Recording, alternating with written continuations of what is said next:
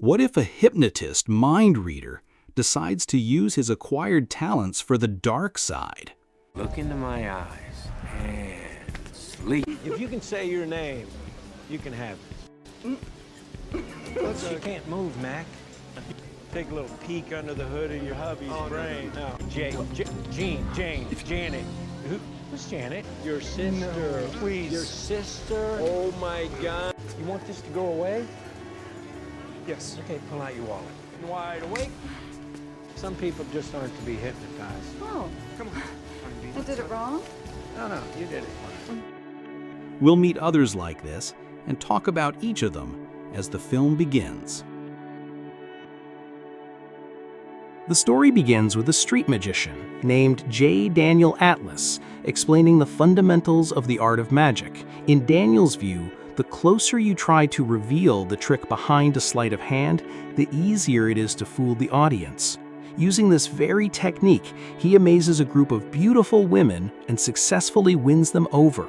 Elsewhere in the city, a master hypnotist is introducing curious customers to his craft. The entry ticket for this experience is $20, but by the end, it costs the couple $250. That's because Merritt McKinney, after putting the wife into a trance with just a few simple touches, calmly turns to the husband, looks him straight in the eye, and exposes his secret affair with his sister-in-law. In exchange for keeping this matter quiet and for completely erasing the wife's memory of these bitter truths, the poor husband has no choice but to agree, desperate for Merritt to restore everything to the way it was before they had shown any interest in hypnosis. A mysterious man is keeping these magicians under close watch. The next magician on the list is Jack Wilder, a street performer who uses magic to shock people and give them the thrill of feeling clever by revealing the trick, only to then make much more money through his true talent: pickpocketing. The final name among these famous magicians is a beautiful young woman named Henley Reeves. She gathers a huge crowd to witness an astonishing escape act. She has 1 minute to free her chained hands and feet before piranhas are released into the tank. Of course, tricks don't always go according to plan, and Henley appears to be torn apart by the vicious fish after a desperate struggle. In the end, she turns the audience's emotions to her advantage, delivering a flawless performance that earns her roaring applause. While enjoying the company of one of her fans, Daniel discovers a strange card in his belongings. That's enough reason for him to promptly send his guest out of the house. Personally, if it had been a winning lottery ticket, I wouldn't have left the couch for anything. The card bears the image of a mysterious figure, along with an address and the date of a meeting. After slipping a man's wallet from his pocket, Jack also discovers a similar invitation in his own. The card intrigues him because, as a professional pickpocket, he is always aware of what enters or leaves his pockets. Soon, the other magicians each receive the same invitation. The day of the meeting arrives and they all make their way to the location.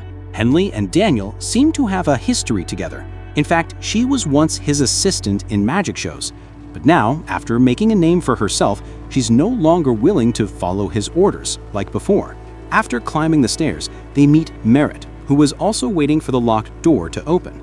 They take the opportunity to get acquainted, and Merritt tries to guess at the relationship between Daniel and Henley, apparently interested in the female magician himself. Jack arrives shortly after. Compared to the others, his fame is much smaller, so he compliments them and claims to be a fan of Daniel. Using his skills, Jack unlocks the door, and the group enters an abandoned apartment to uncover the mystery behind the meeting. Inside, they find a note and a single red rose. They must solve the riddle hidden behind these symbols, and they do so almost immediately. Once the process is complete, a massive 3D blueprint appears before them, seemingly laying out the entire plan for a grand series of performances, detailing every step from start to finish. And this is where our film truly begins. Stay with me as we break down this captivating movie together. Sometime later, our 4 chosen magicians form a group called the Four Horsemen and prepare to kick off their high-profile act. Apparently, the 3D blueprint has brought them enormous fame, and their shows are now managed by a powerful billionaire named Arthur Tressler. They believe that their performances are unmatched. No one can create magic like they do. The final act of tonight's show appears to be a bank robbery, an idea that thrills the audience. Among the crowd, there are two special guests, one of whom is filming the show, only to have his phone confiscated by security. Daniel now seeks a volunteer to rob the bank.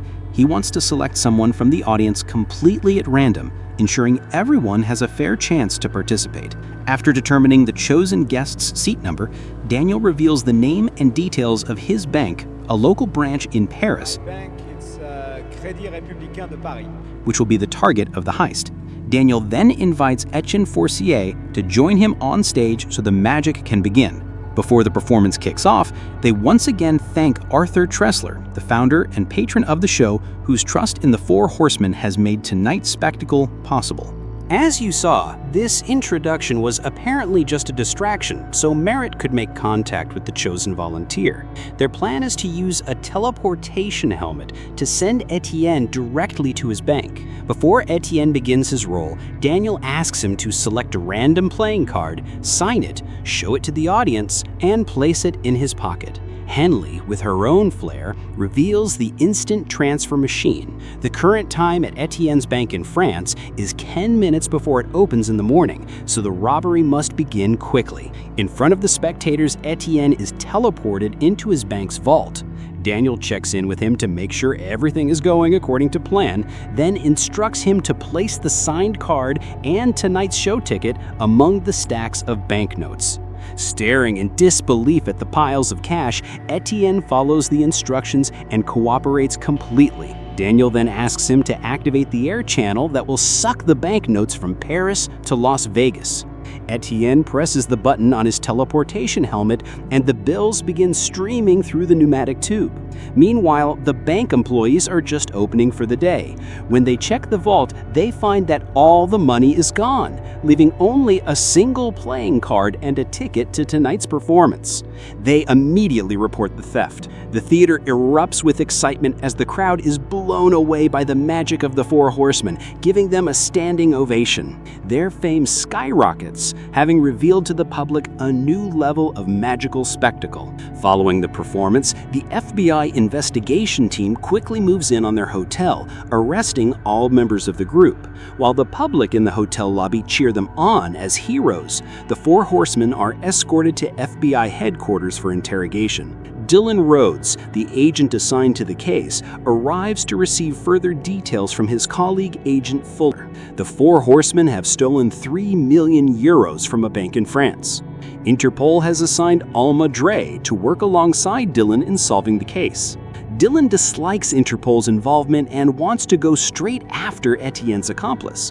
But Alma explains that Etienne believes he was magically transported and won't be able to provide any useful information. Still, Dylan goes to question him, using his straightforward methods, hoping to quickly close the case so he can move on to other criminals and traffickers.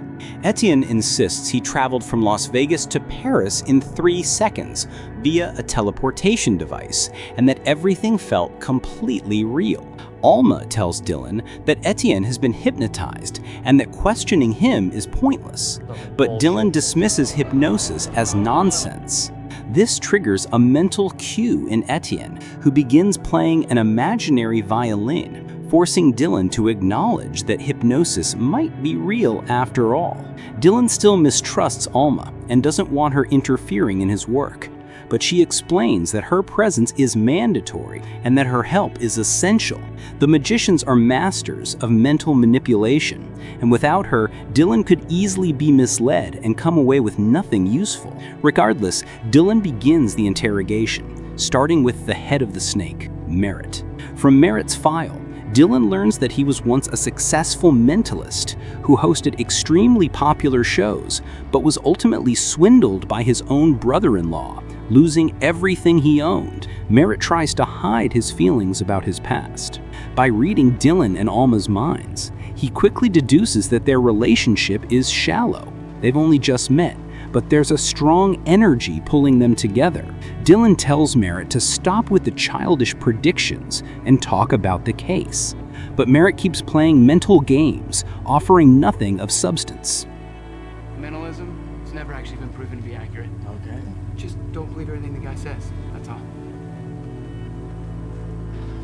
Okay. During Daniel's interrogation, the detectives want to know how he managed to plant a signed card and show ticket in a bank vault in Paris.